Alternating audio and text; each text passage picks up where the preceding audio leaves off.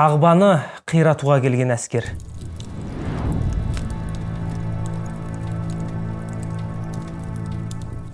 Сатып пайда тап, сата алмасаң ақшаңды қайтарамыз.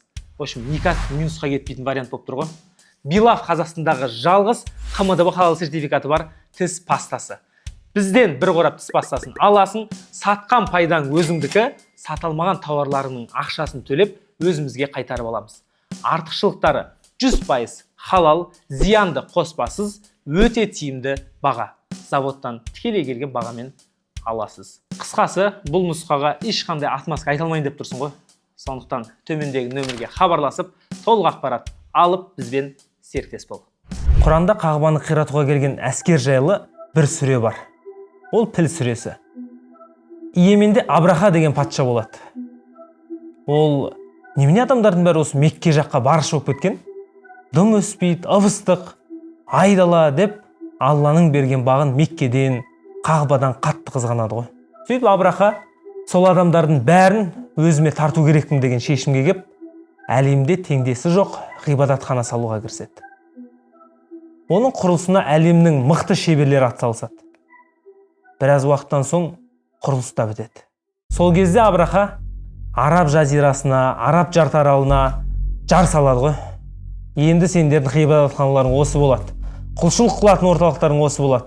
Осы жерге келіңдер, сендерге бүкіл условия жасап қойдым деп адамдар шақыра бастайды.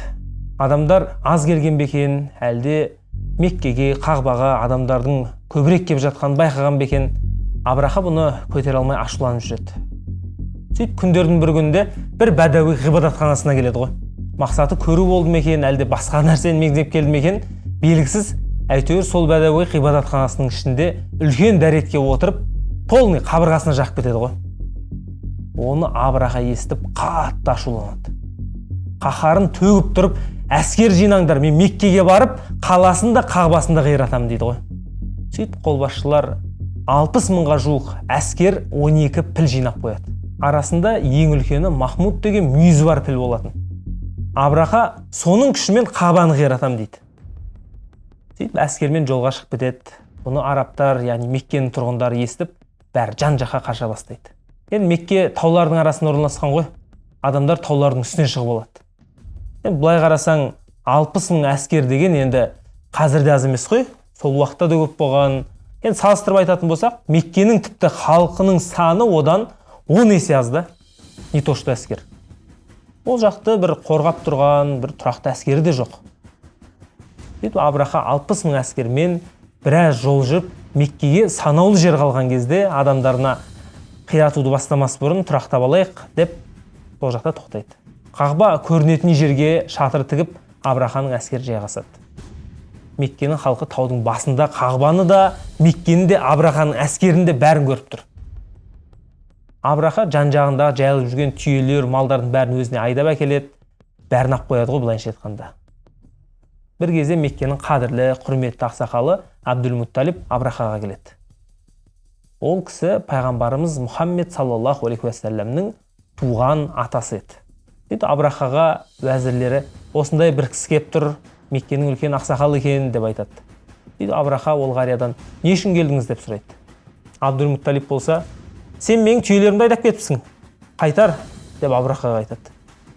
Абраха күліп, мен не то что сенің түйелеріңді, қалаңды қиратуға бара жатырмын, Қағбаңды бұзуға бара жатырмын, сұрасаң соны сұрамайсың ба, неге түйені сұрап тұрсың дейді. Сөйтіп Абдул-Мутталиб күшті сөз айтады осы жерде. Ол, мына түйелер менікі, мен бұның егесімін. Ал сен бара жатқан Қағбаның өзінің егесі бар ғой, ол өзі қорғайды деп айтады. Абраха бұл ақсақалдың батылдығына қарап тұрып, бопты деп түйелерін қайтарып береді. Абдул-Мутталиб айдап әкетеді. Сөйтіп Абраха Қағбаны қиратуға ал кеттік деп атқа қонады. Әскеріне Меккеге шабуыл жасаймыз, бәрін қиратамыз деп Меккеге кірмекші болады. Сол сәтте әскердің пілдері жүрмей қояды ғой. Үстіндегі адамдар пілдерді сабалайды, жүр дейді, пілдер жүрмей қояды. Қағбаға қаратса Меккенің бағына қарай жүрмей қояды, артқа қаратса жүреді, шетке қарай жүреді, жанға қарай жүреді, тек қана Қағбаның бағытына жүрмей қояды. Абраха және оның әскері пілдермен әуре болып алысып жатқан кезде алыстан бір қап-қара бұлттар келе жатады. Жақындаған кезде оның қара бұлт емес, топтала ұшып келе жатқан қалың құс екенін байқайды. Еще әрқайсысының аузында және екі аяқ дейма, тұяқ дейма нейді, сол жалпы аузында және екі аяғында шоқ тастар бар. Ұшып келіп Абраханың әскеріне қарай тастарды лақтырады. Енді ол бір күйдіретін тас емес, тигенде оқ сияқты ет бетінен жұлып әкететін тастар ғой. Абраханың өзі де 60.000 әскері де тасталған болады. Алла өзіне қарсы шыққан адамдарды осылай жазылады. Содан бастап ол жыл піл жыл деп аталып кеткен. Абраха өз билігімен күші арқылы адамдарды Қағбадан алыстатамын деп ойлады. Бірақ оның тәкаппарлығы оны құрдымға жіберді. Бұл бізге адам өз күшіне, байлығына, ақылына мастанбау керектігін үйретеді. Осы оқиғадан соң 50 күннен кейін пайғамбарымыз Мұхаммед, Алланың оған игілігімен сәлем болсын, Мекке қаласында дүниеге келген. Бұл оқиғаны әрбір мұсылман білуі тиіс. Сондықтан видеоны таратып қойыңыздар. Рахмет.